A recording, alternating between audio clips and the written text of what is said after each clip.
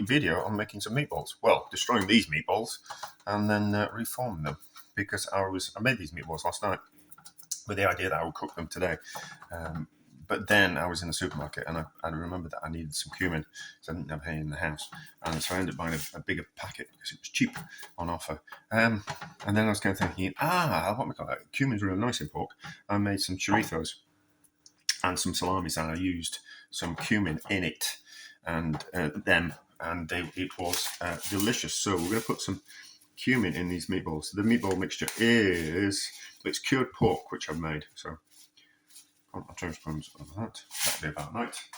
So the mixture is 450 grams worth of cured minced pork shoulder, and then it's a slice of bread, 1 egg, and 1 onion. So about that size onion. So my hands are that size, like a palm size, golf ball size, slightly bigger than a golf ball.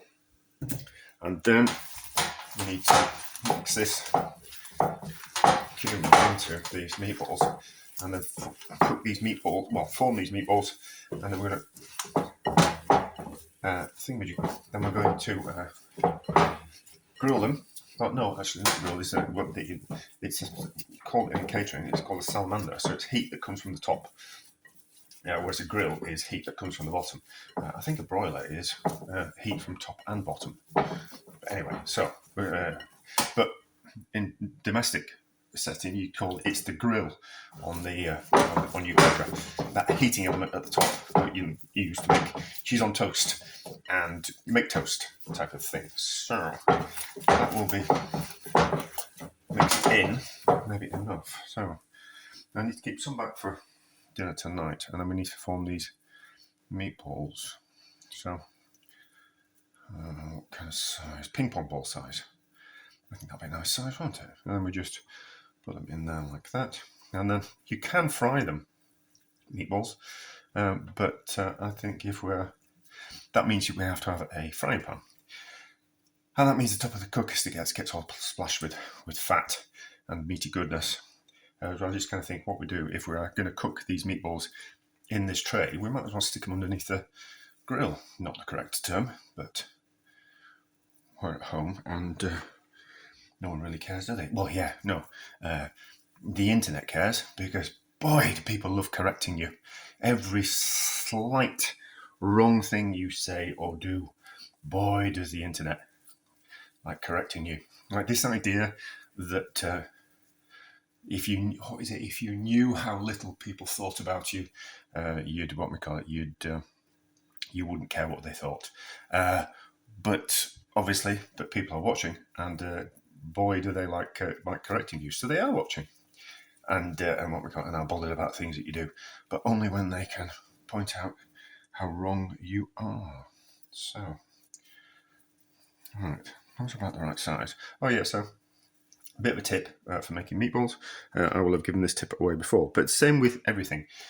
Once you've decided on what size meatball you want, or this works for roast potatoes as well. What you do is you get the perfect size that you want. You kind of go, that's the size I want. Then you keep that one to the side, and then use that as a reference point, because what can happen is if you are distracted, not really paying attention, just kind of going through the motions of making meatballs or chopping roast potatoes or chopping chips or other vegetables, the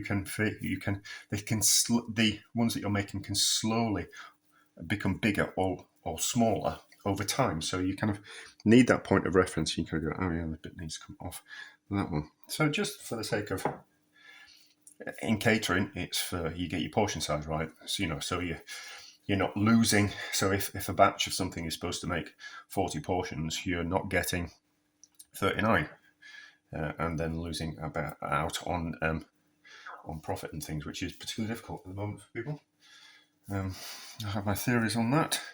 I don't think it's just the cost of the food. I think it's a few other contributing factors. Right, so we'll carry on making these. We'll keep a little bit back for dinner tonight, which I'm going to do 2 things in one video. But we'll be back when we've finished these. Still okay, and we've taken them out from underneath the grill. Stop now with a sticky finger. These smell good. I've already done one side, So that's the other side. So then we can go down to 125, something like that. That's down 5.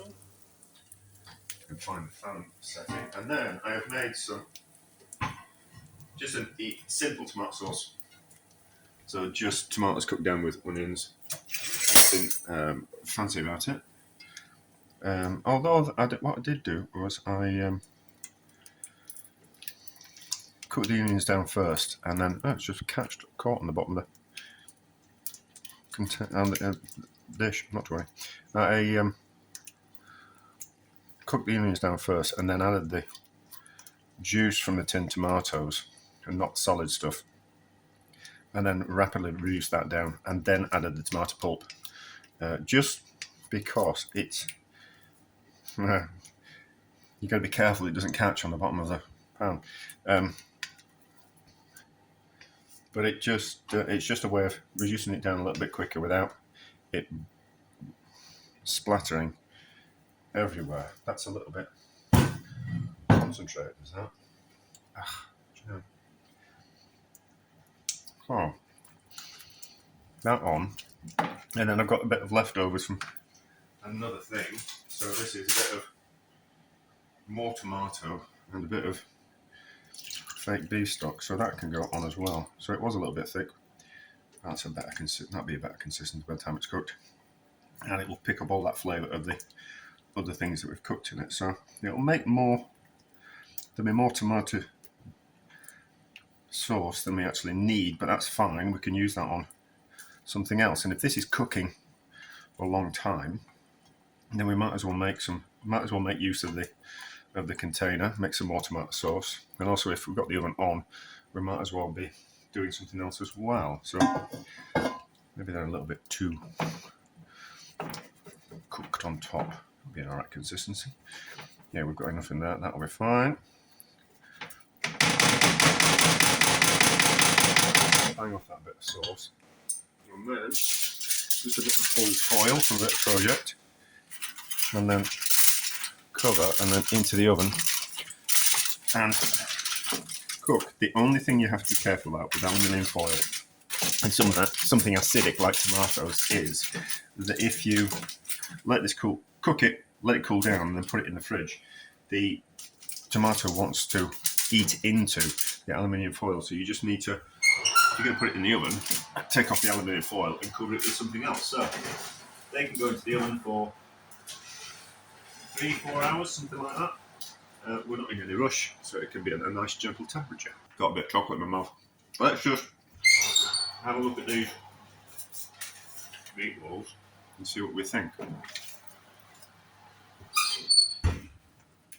So they've had at least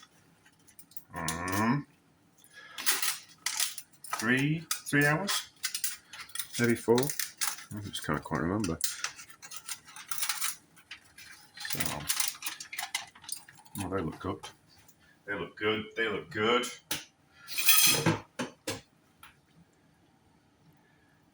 Oh, they're lovely and tender. They'll taste good. We'll just let them cool down first. But how is that sauce is lovely and rich. How's the sauce taste? Well, that's delicious. Right, we'll pull one out and we'll let it cool down at some point. We have a plate.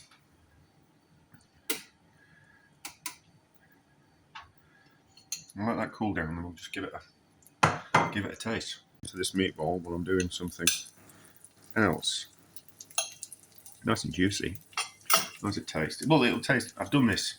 Did like a meatloaf cooked in the tomato sauce with this mixture, so it'll taste the same. But don't know. That's delicious with the cumin seeds in. That's delicious. It kind of adds just that little bit level of spice. Why does that work? That works so well. Well, of course it does, because it works in the chorizo and salamis that I made. And that's cured pork, isn't it? So cured pork and cumin works particularly well together. They're delicious. That's part of the 10 simple ingredients, but I am going to do something else with the meatballs, which won't be part of the 10 simple ingredients, but that'll be part of this video as well. I kind of think you get like a 2-for-1 type of thing. I think which will be a nice bit of fun. But we'll be back cooking those meatballs with something else. Right, I have just warmed some of these meatballs through, and I have cooked some chips in some beef dripping. They're just frozen chips, but we are going to put these chips on top once we've just drained off the excess fat, and then we're going to turn those meatballs into cheesy chip meatballs, which I think will be delicious, won't it? Let's be honest, chips and meatballs don't normally go together, do they? Don't normally go together, but they will do in this scenario. And then certainly cheese works with meatballs and tomato sauce, doesn't it? And also kind of chips work with tomato sauce. So, mind you, that's not, just because 3 ingredients are delicious doesn't mean they're all going to work together, does it? I'm probably burning my chopping board, but not to worry. Lid on so we don't put anything into the fat. That's not burnt yet, that's fine. So, chips on top of the meatballs, and then a ridiculous amount of cheese, I think.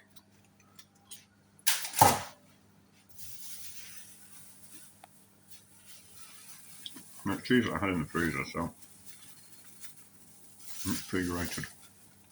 And that, and a bit more, I think.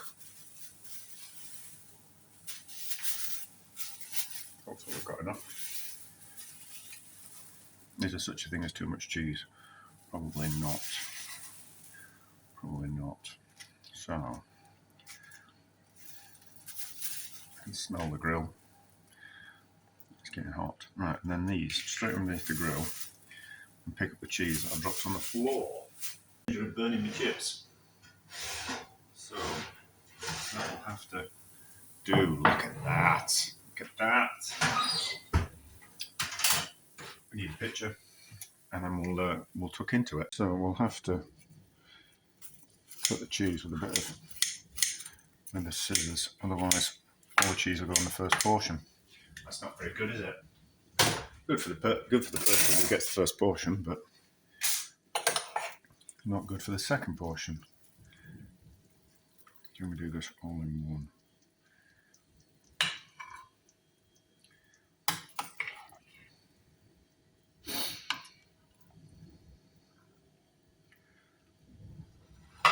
Right, let's give it a taste. I think it's going to be delicious. Bit of chip, bit of cheese, bit of meatball. Try not to burn my mouth. On my hand.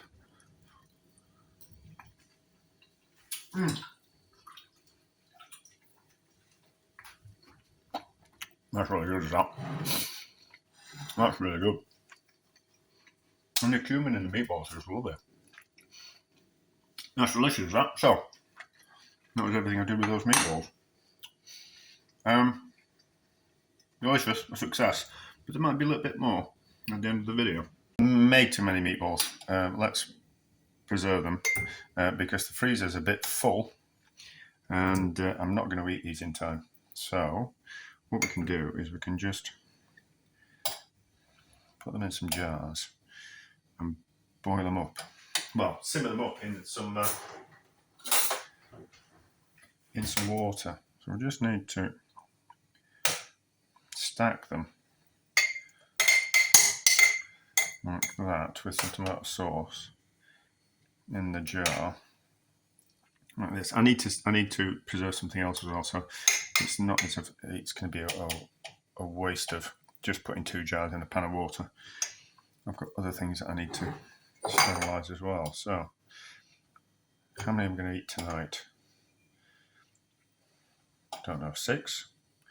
Something like that. So, just put them in the jar. A little bit of sauce to go in. And then, when you put a few in, give it a bit of a shake. Just to make sure that the sauce, there's no air gaps in it, that's what I'm basically trying to say. Like that. And then just give it a bit of a When you've got a few in, just give it a bit of a shake like that, and everything will settle down. And then you'll have meatballs and sauce. So carry on topping those up, and we're back when we put them in a pan of water. So wipe around the top of the jar, and then put the lids on. Clean lids, clean jars. Cover with cold water. Lid on. Slowly up to the boil. If you boil it too rapidly, you run the risk of the inside of the jars being cold and the outside of the jars getting too hot and it causing cracking and smashing your jars. And you don't want to do that because it's a waste of all your hard work. So slowly up to the boil, and then when it comes up to the boil, just a gentle simmer for an hour to make sure the heat gets all the way through and completely sterilizes everything. It's not a long-term preserving process. So a few months they'll be fine, but like don't be thinking that this method that they'll be still good in 2 years' time. They might be, but this is a relatively short-term method.